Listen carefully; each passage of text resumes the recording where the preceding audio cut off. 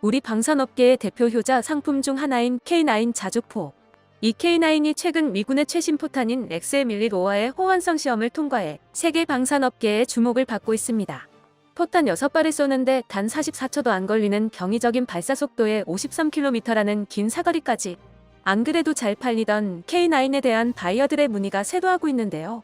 전 세계 방산업계의 눈길을 사로잡은 시험 현장으로 여러분을 안내하겠습니다.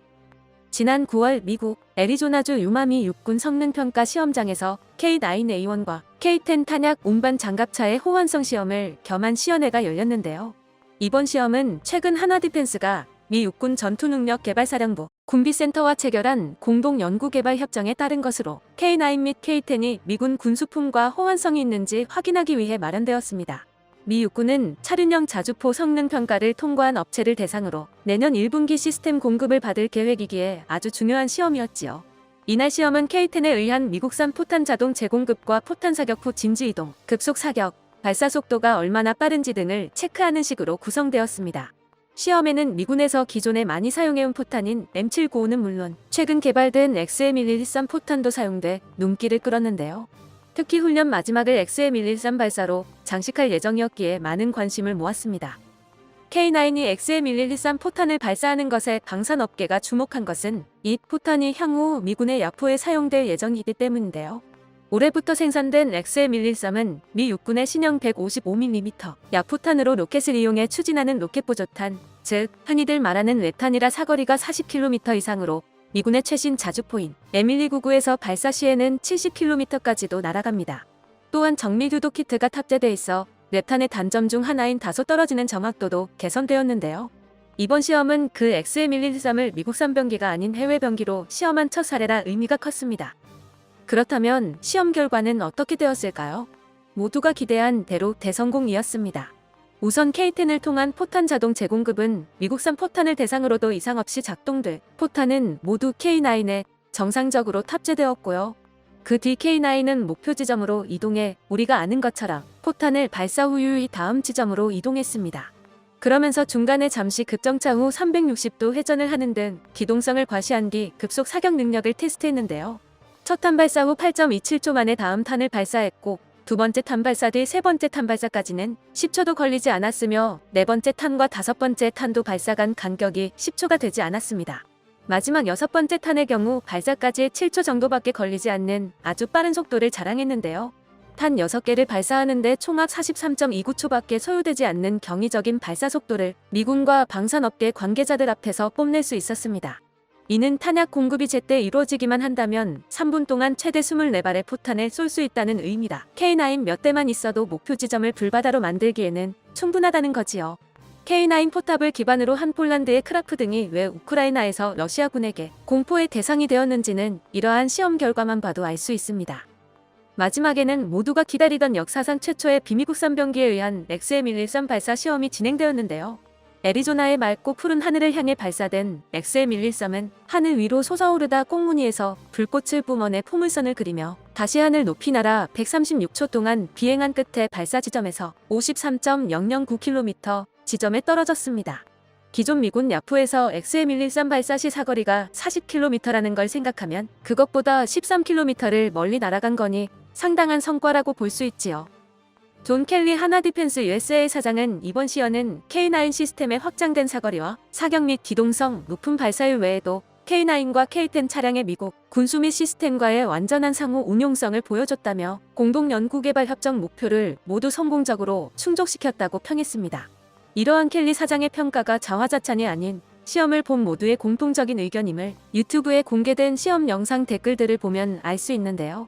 한 네티즌은 해당 영상을 보고 이게 폴란드군이 K9을 산 이유라고 댓글을 달았으며 호주에서도 저렇게 하게 될 것이라는 댓글도 눈에 띕니다. 국내 네티즌 중에는 이제 자주포는 다 됐으니 야구만 잘하자는 장난스러운 반응을 남긴 분도 계셨는데요. 시험 결과가 좋게 나온 김에 미국도 K9과 K10을 도입해보는 게 어떻겠냐는 반응도 있습니다. 이번 호환성 시험 통과는 K9의 성능 검증 차원에서도 의미가 있지만 향후 수출에 있어서도 매우 긍정적으로 작용할 수 있다는 점에서 더더욱 의미가 있는데요. K9이 미국에서 미군 포탄을 받아 사격 시험을 했다는 것 자체가 K9을 사면 포탄 등 미국의 지원을 받을 수 있다는 것으로 충분히 인식될 수 있기 때문입니다. 앞서 언급된 XM1113의 성능 등을 고려하면 이는 상당한 메리트인데요.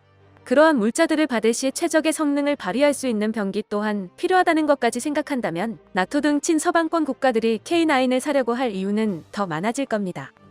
한화 측도 이러한 이점을 적극적으로 활용하고자 미군 및 미국 방산업계와의 협력을 강화하고 있는데요. 대표적으로 영국의 자주포 획득 사업에 로키드 마틴과 팀 썬더를 구성해 K9A2 모델 기반 자주포를 낼 계획입니다. 국방과학연구소와 함께 진행한 K9A2에 사용될 고반응 화포 기술의 연구 개발이 작년 8월 완료된 걸 생각하면 아주 시기적절한데요. 고반응 화포는 탄약 장전 과정이 100% 자동화돼 K9 한 대당 탑승 인원을 기존 5명에서 3명으로 줄여 소규모 부대에서도 운용이 가능하도록 하는 것은 물론 발사 속도도 분당 9발 이상으로 빨라지게 합니다. 이를 기존에 알려진 K9의 장점과 함께 강력히 어필할 수 있다면 영국 시장 진출도 꿈이 아니지요. 또한 한화는 K9A2의 고반응 화포에 활용된 기술력을 바탕으로 미군의 사거리 연장 자주포 사업에 자동 화포탑 솔루션을 제안할 방침입니다. 현재 미군은 자주포 현대화 사업 일환으로 사거리 연장 및 구경 증대, 자동화, 발사 속도 향상 등을 추진 중인데요. K9A1을 대상으로 한 미국산 포탄과의 호환성 시험도 그러한 계획의 연장선상에서 이루어진 거라 할 수 있습니다. K9A2에 비해 구형인 K9A1으로도 뛰어난 화력을 발휘할 수 있다는 것을 입증했으니 향후 K9A2의 기술력을 활용 시 더 좋은 결과를 낼 수 있을 거라는 건 안 봐도 비디오지요.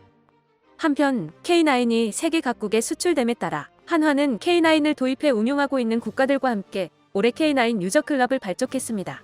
발족 시에는 노르웨이와 핀란드, 에스토니아, 호주 등 K9을 운용 중인 나라들의 대표단이 참석해 눈길을 끌었는데요. 이는 그만큼 K9을 도입한 나라들의 K9에 대한 만족도가 높다는 것을 나타낸다 할 수 있습니다. 유저클럽은 각국의 실전 운영 경험과 노하우 공유, K9의 운용성과 신뢰성을 강화하는 것을 목적으로 하는데요. 향후 K9의 운용과 교육, 정비 등 분야별 워킹그룹 토의를 통해 상호 협력과 지원 방안도 모색할 방침입니다. 앞서 잠시 언급한 미국의 에밀리 99 등 향후 K9의 경쟁 상대가 될 수 있는 최신 자주포들이 속속 등장함에 따라 한화도 K9A2보다도 성능을 강화한 K9A3의 개발에 들어갔는데요. 아직은 구상 단계지만 K9A3의 사거리는 최소 에밀리 99와 동급인 70km, 최대 100km까지 늘어날 계획입니다. 분당 최대 발사 속도도 고반응 포탑 기술이 사용된 K9A2보다 빠른 10발 이상이 될 것으로 예상되는데요. 여기에 AI 기술을 기반으로 무인 운용 또한 가능하게 할 방침입니다. 이는 유사시 전투에서의 인명피해를 최소화할 수 있다는 점에서 획기적이라 할 수 있는데요. 최근 들어 다목적 무인 차량과 무인 수색 차량, 폭발물 탐지 제거 로봇, 하이브리드 전기 추진 장치 등의 무인 체계 개발을 선도 사업으로 추진 중인 하나디펜스의 기조와도 맞아떨어집니다. K9의 무인 운용을 가능하게 해줄 핵심 기술은 AI를 통한 사격 통제 기술과 원격 주행 기술인데요. 두 기술 모두 최근 하나디펜스에서 제작한 다목적 무인 차량 아리온 스맷을 통해 어느 정도 검증이 이뤄진 만큼 이를 K9과 같은 무한 궤도 병기에서도 활용할 수 있도록 할 수만 있다면 충분히 실현 가능합니다. 아리온 스맷 또한 K9과 마찬가지로 미군 관계자들이 지켜보는 가운데 성능 시험을 하게 되는데요. 지난달 6일 미 국방부가 주관하는 해외 비교 성능 시험 대상 장비로 선정돼 빠르면 연말부터 성능 시험이 진행될 예정입니다. 국내에서 개발한 군용 무인 차량이 미국에서 주최하는 성능 시험에 참여하는 것은 이번이 최초인데요. 이는 국내 무인 체계 기술이 미국에서도 인정하는 수준에 이르게 되었음을 의미합니다. 향후 진행될 성능 시험이 성공적으로 끝난다면 한화의 AI 관련 기술은 군용으로서 활용 가치가 크다는 것이 입증되는 셈인데요.